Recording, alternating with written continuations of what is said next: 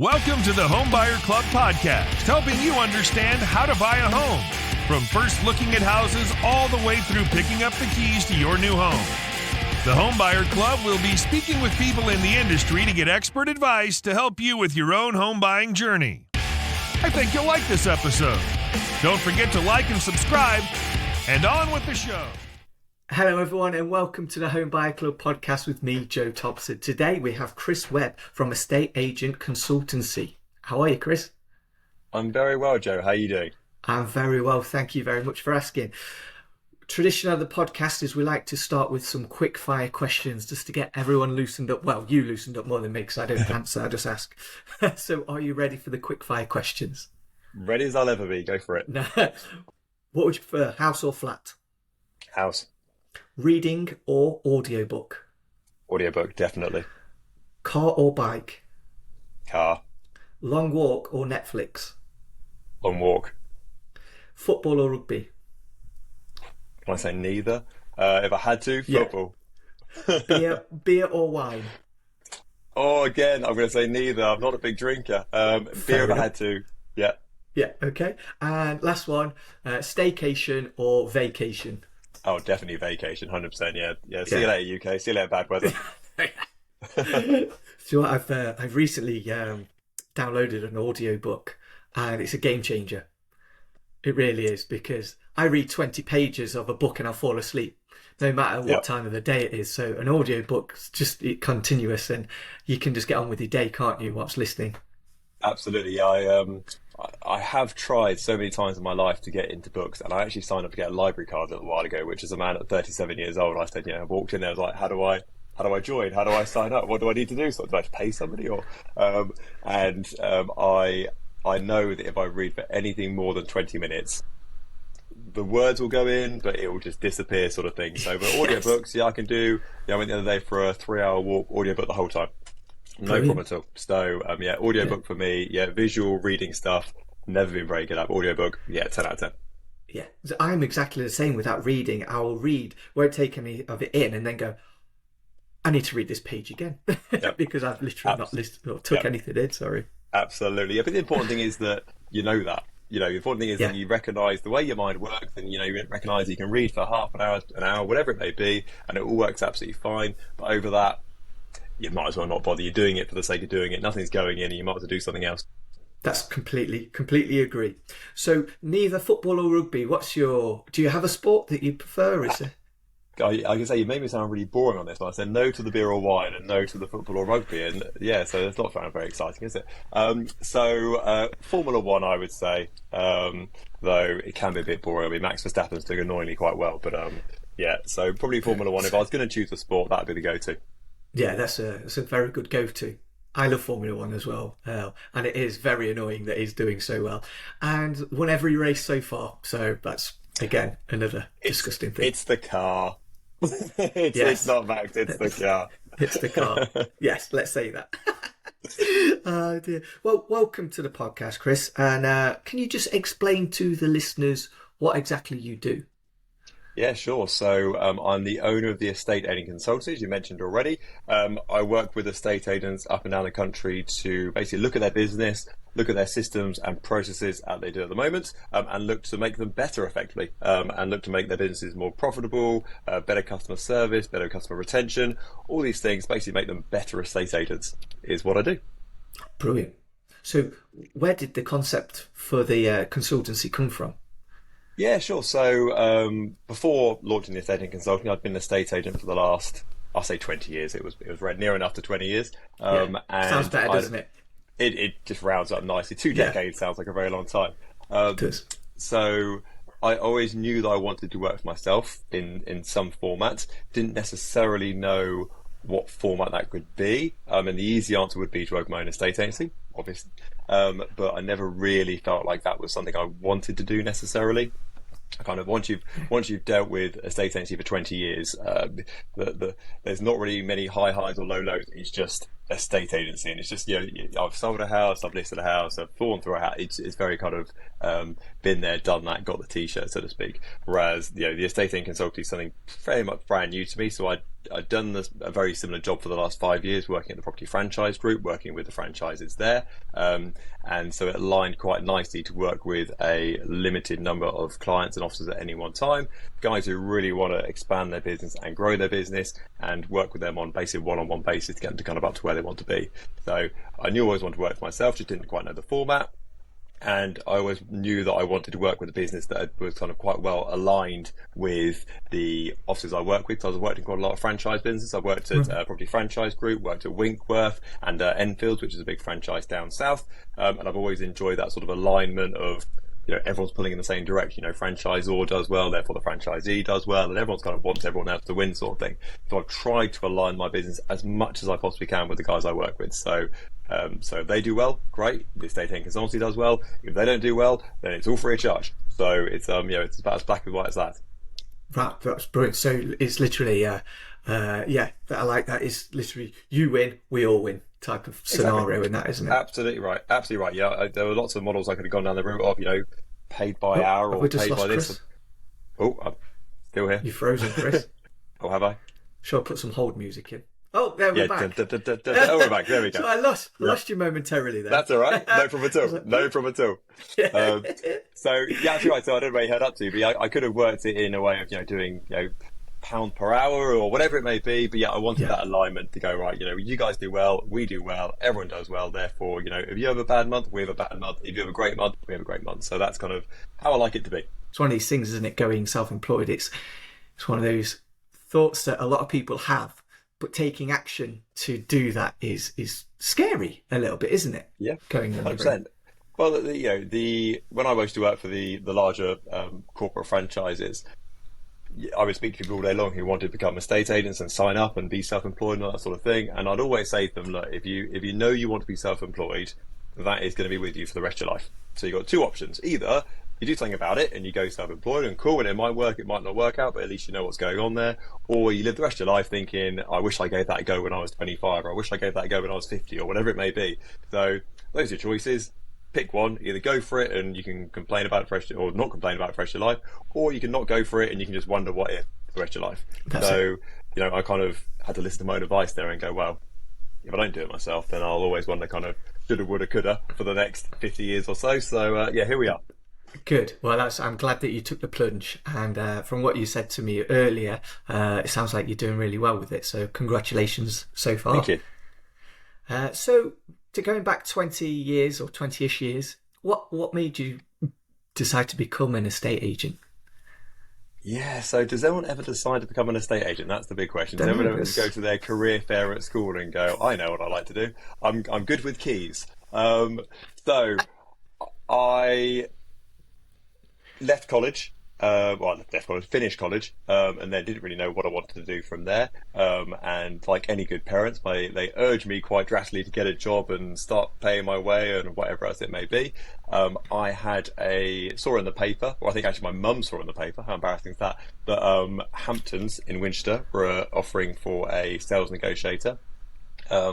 And I went for the first interview, had no idea what I was talking about, 18 years old, very wet behind the ears, didn't know much about anything at that stage, sort of blagged some of it, shall we say, and then the guy said, you've done quite well, I'm going to get you back to have a chat with the regional director tomorrow, if you're around, sort of thing. I was oh yeah, I'm really busy. I was absolutely free, and booked in for a meeting tomorrow. He said, by the way, do you have a suit at all? Because I'd worn just like school trousers and a shirt sort of thing, and I was like, yeah, definitely, I've definitely got a suit. So they definitely got a suit. As soon as I got home, Mum, we need to get a suit as soon as possible, sort of thing. So we went to Marks and Spencer's Winchester that night, bought my first suit. It was probably terrible, as I'd imagine. Had the interview the next day, and then proceeded to not get the job. So that wasn't very good. No. So they offered it to someone with a lot more experience than I had, but I thought to myself, okay, but the stuff the chap was saying to me about what they do and the day in day out, I thought actually that does sound quite good, and I quite like dealing with people, and I quite like sales and all that sort of stuff. So I then that night wrote a generic letter saying, I am Chris Webb, I'm looking to become an estate agent, here's my CV, let us know if you've got any opportunities. I then hand delivered that to every estate agency office overnight, put it under their their front door and in their post box overnight sort of thing. And I had one estate agent phone back the next day saying, good timing, we're looking for someone to come on board as a junior negotiator. So I then had an interview the very next day, and I think I started the day after that sort of thing with those guys. Turns out people in the industry will know Ian McKenzie. So Ian McKenzie was my first boss, who was the chap who answered that letter. Ian is now the CEO of the Guild of Estate Agents. So Ian's, kind of like king of estate agents now, sort of thing, top of the tree. And he was my first boss off the back of that letter. So that explains how I got my first job. And I was, I don't say the weekend guy. So I worked, my working week was Thursday to Tuesday. So I had Wednesday off every week. So I worked Saturday, Sunday, everything else. Yeah, Try and be 18 years old and having a social life when you've just got a Wednesday off, one day a week, and all your friends are at work or at university. Went fantastic. So that was how I got into a estate agency, and went from there. Oh wow, that's such a great grounding, isn't it? By having someone of his stature teaching you. Obviously, at the time you don't really know that, but now looking in hindsight, looking back, that's a really good teacher, I guess. Very much so. It was very much welcome to the deep end. Swim. That was it, sort of thing. It was it was the top performing office in Winchester, and at the time Winchester was the number one place to live in the country. And so it was very busy, lots of clients, lots of viewings, lots of valuations all day long. To start off with, I would just do viewings, and I'd leave the office at 9:30 in the morning, and I'd get back at 5:30 at night, 6 o'clock in the evening, with a handful of keys, sort of thing. Right, there's the keys for the day. What we're going to tonight is just viewings, half an hour, 45 slots, all day, every day. Right, sandwich in the car. So it was very go, but it was very, as I said, into the deep end, baptism of fire. You're going to meet 50 people per day who are quite well net worth people in Winchester. Get on with it, sort of thing. So that was the initiation, should we say? Yeah, it's a good job you had your Marks and Spencer's suit on if you were meeting them people as well. I know. What was even more embarrassing is that we used to run back when newspaper advertising was a big deal, we used to have the centre page on the Winchester paper, whatever it was called, and we used to have all our staff photographs along the top. And God, my photograph, I still remember it now, like blonde highlights and horrible suit and whatever. And I used to get people that I used to go to school and say, I see your picture in the paper. And I think, oh my goodness, please, no, don't send me that picture. So, there we go. Could be worse. Yeah. Oh, it's funny when you said your mum found a job in the paper. It did make me chuckle a little bit because I was thinking, God, that is old school, isn't it? I remember looking through the paper, looking for jobs. I don't think they do that anymore. I don't think so. No, I don't have to think anymore. Just go on to Google, type away, and fingers crossed you find something. That's it. That's the beauty of LinkedIn. Nowadays, people reach out to you to give you jobs. I know, absolutely. Yeah, a lot of people I get messaging me saying, "Would you like to come and work for us?" And I'm like, "No, I own my own business. I'm my own boss already. I don't need another boss. Thank you very much. I'm fine, thank you." Yeah, I do love that. It's funny how when you do that, the recruiters, it's like they send you a lovely message, but actually don't read your profile, so don't actually know your situation. Absolutely, yeah. Nice, machine gun spray and pray. Never works very well. No, it really doesn't. So we've discussed how you got into being an estate agent and that. So when you that's 20 years there of estate agency. How many funny stories have you got in your locker about estate agency? You must have a fair few. Yeah, I've got a fair few from various things. It's usually not the funny ones that stand in mind. It's the ones I've been like terrified. Things you think, oh my goodness, like what is going on here, sort of thing. So I remember one of the ones that always stands out is when I was working in Basingstoke, and we'd just taken a property on the market, and we'd done all the photographs, and it was doing the first day of the viewings. And as we literally walked around the corner, stepped on the driveway, the police literally skidded onto the driveway. About 3-4 police cars just turned up all in time, all sirens blazing, sort of thing. And basically, what had happened is about 2 minutes before, someone had jumped the back fence, kind of kicked their back doors into their property, gone through the house, picked up their TV, picked up their keys to their brand new Range Rover, put the TV in the back of the Range Rover, and then driven off. And so that was a slight questioning from the police saying, why am I here or what am I doing there? And I was like, I'm the estate agent, we're selling the house, look, here's our details with the Range Rover in the driveway. It was there when we did it yesterday, sort of thing. So loads of stuff like that are entertaining stories. You see some sights, shall we say. So you certainly Yeah, well, certainly when was working in Winchester and used to deal with quite a lot of student places. That's usually quite entertaining about what's going on and people kind of, coming back from parties at, 11 o'clock in the morning and all this sort of stuff. So yeah, loads of stuff like that. So yeah, it's definitely an entertaining world, estate agency. Yes. You get to see all sides of humanity.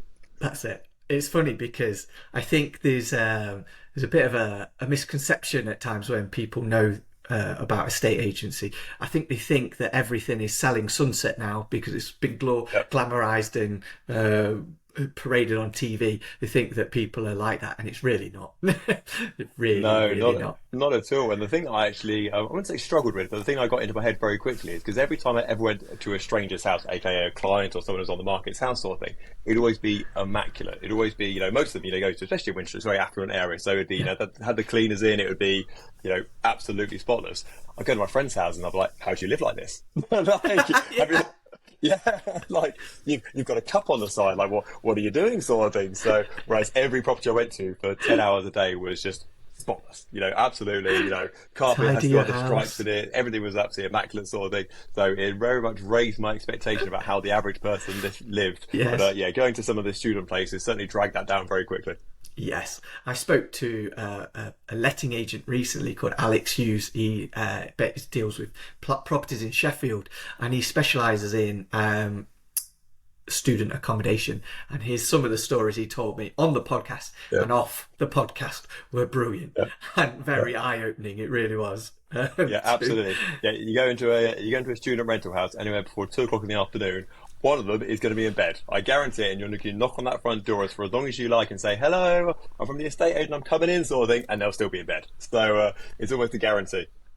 But they don't, it's not like they get out of bed either. They're just like, all right, yeah, come on in. Lying in bed still. Yeah. What are you doing? Yeah.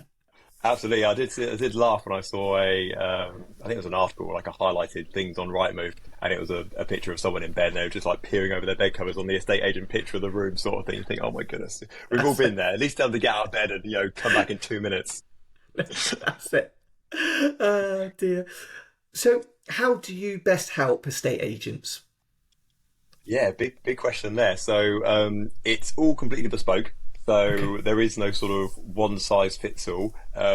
Effectively, we'll look at their business, what ultimately their goal is of their business. For some people, they want to always be a one-person band and they just want to be, make more money and have less to do. That's fine. Other people want to, take offices and territories and bring on staff and teams and whatever else it may be. So it depends a little bit on where they want to get to in their business. Then we'll look at their sales funnel ultimately. And we'll look at whether they're getting enough leads into their business, getting enough market appraisals, are they selling enough of those properties, right the way through from start to finish. That will highlight any problems very, very quickly. Okay, let's say, for example, they say, I want to be a one-person band, Chris, and I want to earn £100,000 a year. Well, I'll go, well, in the current ratio, you need to speak to a lot of people on a daily, weekly, monthly basis, more than is probably profitable because your conversions aren't good enough. So actually, let's improve those conversions and the marketing you're doing it all in one time, and your sales funnel is going to improve very, very quickly. So that's probably the core overview of what I do. But as I said, it varies massively. I mean, probably the biggest issue that estate agents come up against is getting leads into their business. Estate agents are great at estate agency, but doesn't necessarily mean they're going to be a great estate agency business overall, because what they're not particularly fantastic at is kind of telling about their successes and spreading out that good news. So, if you are a 10 out of 10 estate agent, you're the best estate agent in your town or county, but your communication is only 3 out of 10 saying how good you are at that job, the public think you're a 3 out of 10 estate agent. That is ultimate. You could be the best kept secret in the world, but if you can't communicate it and say, I've done a great job for this house, I've helped these homeowners, I've helped this person find a property, everyone's going to think you're 3 out of 10. So actually, a lot of the work I do is kind of making them the worst kept secret effectively in their town and go, right, you've had this success, tell everybody, right, you've had this success, tell everybody, this is the steps you should be going through to make sure you're turning 1 instruction into 2 instructions, telling 3 sold into 5 sold sort of thing, because it's kind of that personal PR and personal brand to get that message out and that recognition out as far as you possibly can. So that in a nutshell is what I look at, but certainly the main thing that estate agents come to me is say, I need more leads into my business. I need to get in front of more people. Once I'm in front of enough people, I'll convert well, but I just need to get more kind of bums on seats in front of me. Yeah, and I think that's so common across the whole industry, isn't it? From mortgage advisors, conveyancers, it's about you could be the best at anything, but if no one knows about it, absolutely. then they're not going to come, are they? Yeah, So it's absolutely. so key to get yourself out there. Sorry. Yeah, it's maybe it's the British stiff upper lip or whatever you want to call it. I can't imagine the American realtors have such an issue with pronouncing about how well they're doing and what a great job they've done, sort of thing. Whereas the British, stiff upper lip and good old chap sort of thing. Let's not talk about what we've done and our successes, and let's be reserved about it. We're very much in that mindset. So Yes. a lot of it is it's not about bragging or boasting. It's just saying I've done a great job. Isn't that great? I could do a good job for you too. That is it. Yeah, no, that's so true. It is a barrier to get over because, like you say, people don't like to brag. But like you say, it's not about bragging per se. It's just saying, I've done this. Yeah, exactly. It's like people come to me quite a lot and say, "Oh, so and so estate agents going around saying that I'm doing X, Y, and Z, and I'm not selling properties at a certain speed, or I'm not getting enough money for it," sort of thing. I'm going, right, okay, well, have you got figures and facts that back up what you're saying is correct, and you do those things, and you're doing a brilliant job? And they go, yeah. Well, I'm like, great. Well, you don't need to slag them off and talk badly of them. You just need to show the figures to show actually I am better. You don't need to say they're bad and I'm great. You just show, here's the facts. You make up your own decision. I've got a homeowner who couldn't sell their property with another estate agent. Now they sold it with me. The results speak for themselves. I'm not saying they've done a bad job or I've done a great job. I'm just saying that's what happened, and this is the result of it. You can make your own decision whether I'm better than them or not. The results would say yes, but you can make your own mind up on that. What would you do to change the industry? Oh my goodness! Wow, it's like if Chris Webb was Prime Minister. Yes. What would Prime I do Minister to change? of home buying. Okay, I'm going to do a controversial one, and that is bring in more regulation. Okay, no, I like that. That is an answer you don't get many estate agents say, I'd imagine, because it can be not particularly Wild Westy. I mean, as an estate agent, there's not many rules you have to go by. On the letting side, yes, but on the sales side, not so much. I mean, the rules are basically put forward an offer in writing, within 24 hours, and make sure you don't withhold any offers. Outside of that, you're pretty much okay.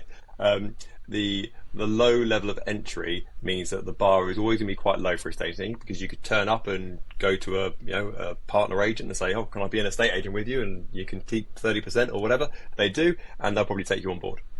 So that is going to keep the bar low within estate agency, because I wouldn't say anybody could do it, but anybody can try to do it, certainly. And also it means that's a very congested highway in the world of estate agencies. There's a lot of people. So if a homeowner wants to find a cheap estate agent, they can find a cheap estate, because there's so many people coming on, trying to be it, so that there's the options are there, sort of thing.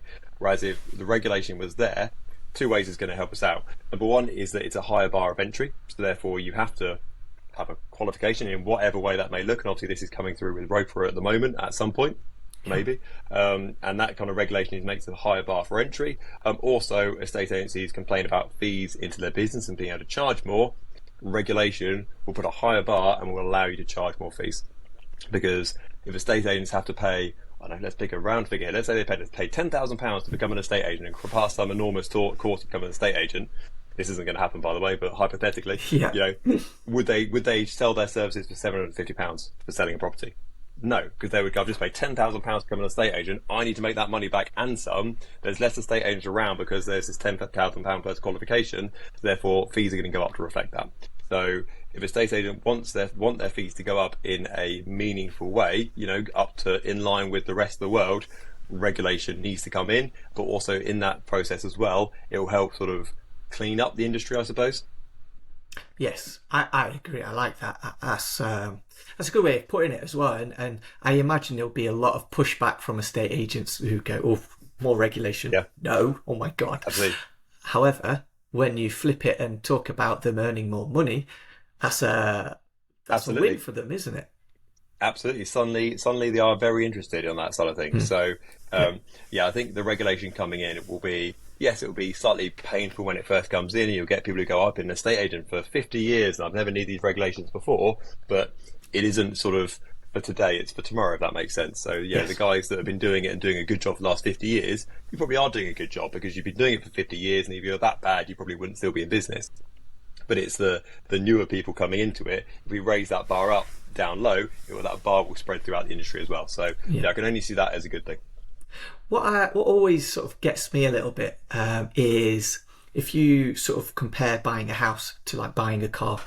You buy a car with an MOT. It tells you what's wrong with the car, if there's any issues. You don't really get that with buying a house. You can view a house for half an hour and then 6 months later you've got the keys. And it's up to you if you want to get a report done or anything like that. I just find I'll pause you there, Joe, because you broke up on there, so I missed the important part of the question. Oh, no. So I heard up to if you're buying a house similar to buying a car. That's right at the beginning part of it. So Right. So what I was saying is, when you buy a house, when you buy a car, it comes with an MOT. You know that it's roadworthy for 12 months or however left's on the MOT. And most car garages will provide a warranty as well. So if there is anything, you can take it back and, have that discussion and it'll be fixed. With a house, you can literally go view it for half an hour and then 6 months later you've got the keys and you own a house. And it's up to you whether you have a survey done, which not a lot of people do. So it's just bonkers that such a big transaction like buying a house comes with no guarantees or anything like that you're buying a good house, really. Yep. I think it's, even down to the viewing process of putting offers on a property. People view houses, they might have one viewing on a property which might last 15, 20 minutes. You go for a test drive in a $5,000 car, it probably lasts longer than that sort of thing. And I think that the issue for a lot of the public is they don't know what to ask necessarily. They go, oh, this is the bedroom, this is the kitchen. You're like, okay, cool, that's a sink. Okay, that's a window. Great. Okay, that's a door. And the only questions they really know what to ask is, how long's it been on the market for, or where the homeowner's moving to maybe. Are they open to an offer? Outside of that, where's the boiler? Where's the fuse board? They're very stereotypical 8 to 10 questions you get asked on a viewing, and very, very seldom does anyone ask anything outside of that. So I think the knowledge level for people buying property about what to ask and maybe not what to ask is fairly low.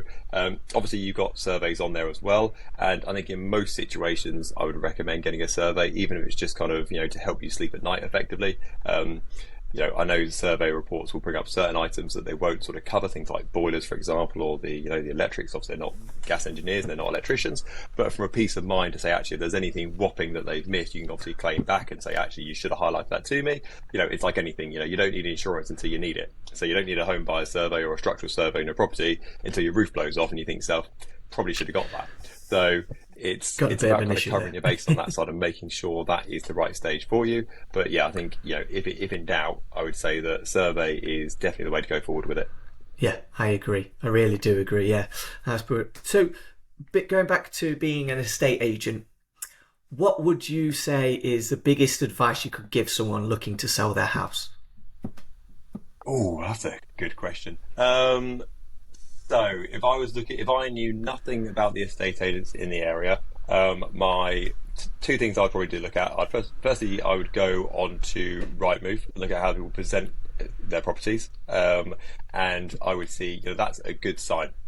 If they haven't got very good presentation of their property, it's a bit like the whole dirty plane table, isn't it? If you've got a dirty plane table, then the engines might fall off, sort of thing. It's a very similar sort of thing. If you're not very good at estate agent at presenting your property, and you can't, it seems very kind of just thrown online and throw against the wall, and I've got 10 instructions and those photographs will do, and I did it with my iPhone, sort of thing. Then chances are behind the scenes, it's probably they're going to reflect their customer service. That's ultimately the way I'd look at it. If you're really on the fence about an estate agent to use up, I don't say mystery shop, but I would say trial that estate agent. Phone up an estate agent and say, hi, can you tell me about that property, or can you send me a set of details, or can I book to view that property if you really want to? You'll get a really good idea about what they're about within 2 minutes of that transaction. If they haven't got the time of day for you and it's very like, I'll send you the details, bye, see you later sort of thing, then chances are that is probably how they're going to be with people who are looking to buy your property. So that is going to be reflective of the experience that your buyers are going to have. So therefore it's it's going to be reflective across the board. Whereas if you phone somebody up and they go, yeah, great, where you're living, what you're doing, what's your plans, that's exciting, you've got a lovely area around there, you probably go, actually, they've done such a good job on the phone. I'll just invite them out now and say, actually, I was just mystery shopping you guys, but you've done such a good job, actually. Can you come around and value my property? Or actually, I was just going to get some details from you. So, I think look on Rightmove first of all, see how properties are presented and kind of what they do on that side. And second thing is have a communication with them in some way to see what they're about. Yeah, I mean, like that. Ultimately, if you've lived in an area for a period of time, you would have seen for sale boards out, you would have seen sold boards, you should have had some marketing through from local estate agents. So you should, touch wood, fingers crossed, have some idea about what estate agents are doing in your area, what sort of properties they deal with, their sort of presentation, etc. If you don't, then get them to call me. I like that. Very good. What is your dream home? This is going to sound like a bit of a weird answer, but I'm personally, if someone said to me, you've won the lottery tomorrow, I wouldn't get that fancier house. So I think for me, I would get a, does it have to be in the UK or can you go international? Anywhere you want. Yeah, anywhere. Ooh, okay. I would get a very nice house in the south of France, probably somewhere like Cannes or Nice. I mean, there's no questions I'd go Monaco, but trying to get a house in Monaco is very hard pushed. Somewhere like that, nice view of the sea, nice swimming pool, not massive, 3-4 bedroom detached house, ensuite or two, probably 3,000 square foot sort of direction, so a big sort of ish family home, but nothing mega. I'm very, I've been to multi-million pound houses. I've seen houses that are like hotel sort of thing, and I think, yeah, it's nice, but I'm not like, wow, I need to get one of these sort of thing. For me, I like a decent property, and as long as it provides everything it needs for me, then that's absolutely fine. Yeah, you got to remember, you got to clean it if it's massive. Oof. Exactly. Think that heating bill these days. Yeah, that's what needs to be south of France. But in the UK, your heating bill's going to be through the roof. That's it. Do you know what makes me laugh? So a lot of properties abroad, when you've been abroad and stayed in apartments and things like that, it's all tiled floors, isn't it? Because of the heat. So before I was a mortgage advisor, I lived in Cyprus because I was in the military, and the British houses that were built out there for British personnel all had carpet in them. Even though it was like 30 to 40 degree heat in the summer, they all had carpet because the Brits love carpet. Absolutely. That's literally what when it's 30 degrees outside, a nice thick, shaggy carpet sort of thing running through your toes. What else could you want? Exactly. That's what it's amazing. It's brilliant. Oh dear. Chris, thank you very much for coming on today. I really appreciate your time. No, it's more than a pleasure. Thank you so much. It's been very fun. Thank you. Thank you for listening to the Homebuyer Club podcast. If you've liked the episode, please leave a comment below. For more episodes like this, don't forget to like and subscribe, and I'll see you in the next one.